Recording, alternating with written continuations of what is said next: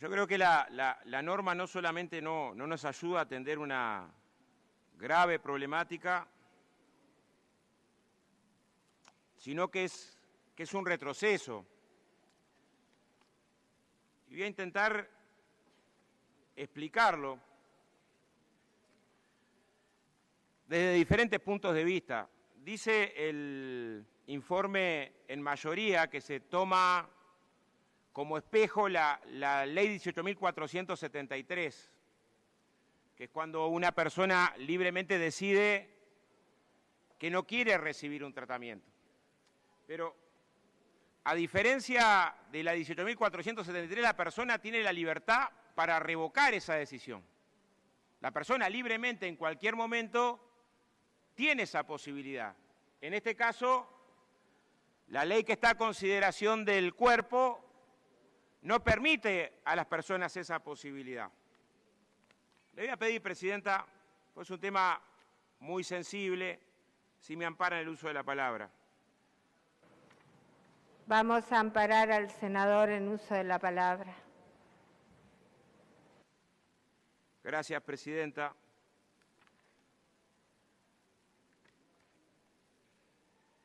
La primera consulta que tendríamos que hacernos, artículo 1 de la ley dice: la presente ley tiene como objeto garantizar el derecho a la persona que padezca adicción, consumo problemático de drogas a recibir el tratamiento adecuado. Eso ya está en la normativa. No agrega un punto o una coma. De hecho, está en el artículo 5 de la Ley de Salud Mental, por lo tanto hace que este artículo sea innecesario. En segundo lugar, habla de la internación involuntaria. Eso también está en la normativa. Está en la normativa claramente en el artículo 30, la hospitalización involuntaria, sin que firmes nada, sin que firmes ante escribano, sin que tengas que presentarte ante testigos, está: la persona solo podrá ser hospitalizada involuntariamente o retenida en un prestador en el que ya hubiera sido admitida como usuaria cuando a. exista riesgo inminente de vida para la persona o terceros, esté afectada su capacidad de juicio y el hecho de no hospitalizarla pueda llevar a un deterioro considerable de su condición o impedir que se le proporcione el tratamiento adecuado.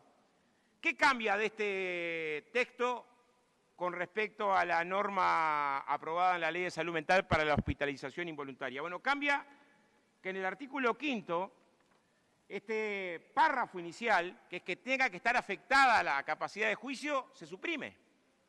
Por lo tanto, lo que establece la norma que estamos votando hoy es la posibilidad de internación compulsiva contra la voluntad de la persona.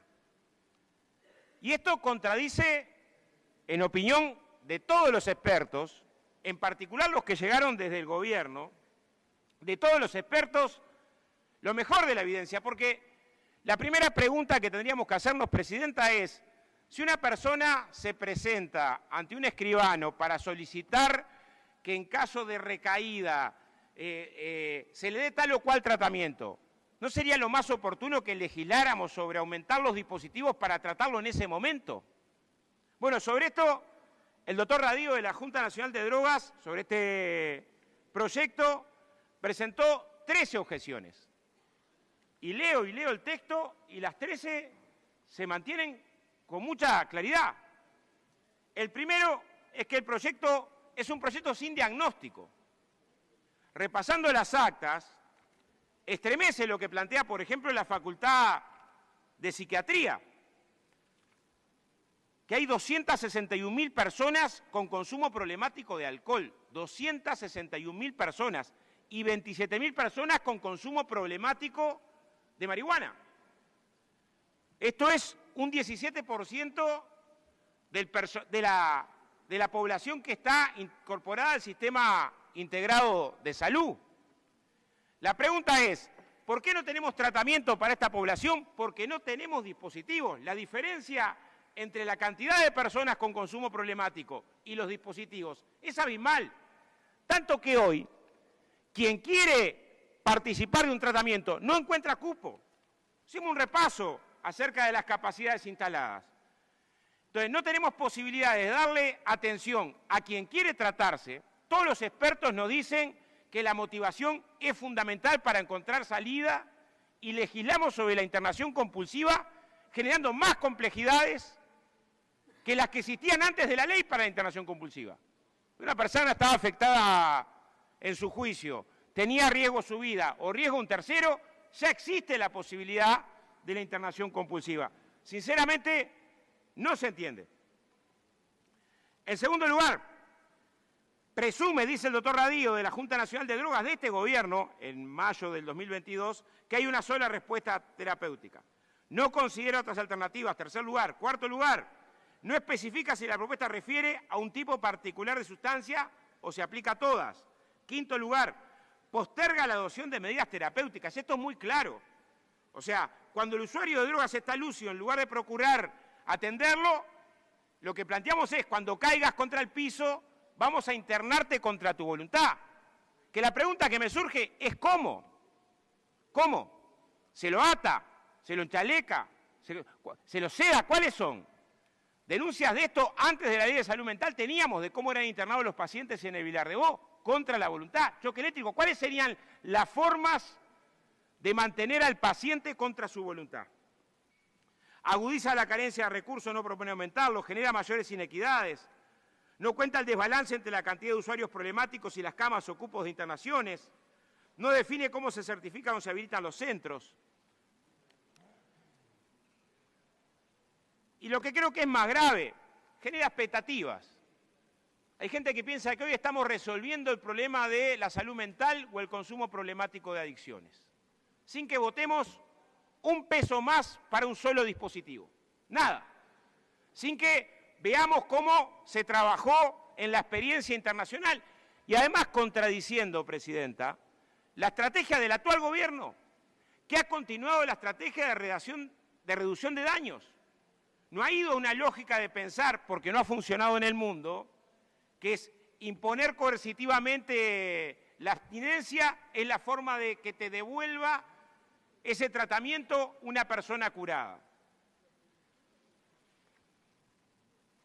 El proyecto nos genera además un montón de dudas. Dice el artículo 5, la voluntad para recibir el tratamiento adecuado referido en la presente ley tendrá plena eficacia durante el periodo de internación, debiendo la persona continuar el tratamiento, permanecer hospitalizada, pierde el derecho a revocación en este periodo. Y hace una referencia muy general, que es impida que se le proporcione un tratamiento adecuado. Es casi una carta en blanco. Y si uno repasa acerca de la normativa actual es muy clara, la Facultad de Psiquiatría con eso fue contundente. También la delegación del gobierno, ¿no? La delegación del gobierno cuando llegó fue muy crítica con respecto a verle algún avance a este proyecto. Pero la normativa actual lo que establece, la ley 18.335, en el artículo 11, es bien diferente a lo que acá estamos estableciendo. Dice, todo procedimiento de atención médica será acordado entre el paciente o su representante luego de recibir información adecuada, suficiente y continua, y el profesional de la salud. El consentimiento informado del paciente a someterse a procedimientos diagnósticos o terapéuticos estará consignado en la historia clínica de forma expresa. Este puede ser revocado en cualquier momento. El paciente tiene derecho a negarse a recibir atención médica y a que se le expliquen las consecuencias de la negativa para su salud. Cuando median razones de urgencia o emergencia o de notoria fuerza mayor que imposibiliten el acuerdo requerido o cuando las circunstancias no permitan demora por existir riesgo grave para la salud del paciente. Entonces, no tenemos duda que la problemática general de salud mental es una problemática del país, que dentro de esa problemática las patologías del consumo problemático de adicciones hay que atenderlo, que los países que lo han atendido de manera integral han optado por un camino diferente a este. Han optado por un camino de un diagnóstico profundo, de una síntesis con la academia, de una síntesis con la evidencia científica, de un gran acuerdo político y de un gran acuerdo social para una política que tiene que ser de Estado, que tiene que trascender administraciones y que no va a tener resultados inmediatos y que lo primero que tiene que tener es la voluntad de incorporar una tonelada de recursos en diferentes dimensiones porque es hablar de cultura, es hablar de deporte, es hablar de fortalecer el primer nivel de asistencia, es hablar de dispositivos integrales que nada tienen que ver con lo que está escrito en el texto. Entonces nosotros no le damos a nadie la cuestión de tener mayor sensibilidad o menor sensibilidad con el tema. ¿Quién no está afectado en su entorno, en sus amistades, en su familia, por cuestiones de consumo problemático? Lo que estamos diciendo es que nos parece un profundo error legislar de esta manera. Cuando se cambió el paradigma con la Ley de Salud Mental, una gran crítica al proceso de la Ley de Salud Mental es que se generaron un conjunto de derechos manuscritos sin recursos. Ya estamos transitando el mismo camino. Establecer derechos que, en este caso todavía es peor porque ya estaban establecidos, el derecho a la asistencia ya está reconocido en el PIAS del 2011. No se precisa ley, lo que se precisan es recursos para derechos, pero en este caso, más grave, porque estamos generando condiciones, como dijo la propia delegación del gobierno, la Dirección General de Salud y División de Salud Mental, con mucha claridad, no solamente planteó textual, lamentablemente la ley que se propone no da respuestas a estas cuestiones en términos generales, genera circunstancias que la hacen controversial y plantea que en definitiva corre el riesgo de que se convierta en una privación de libertad.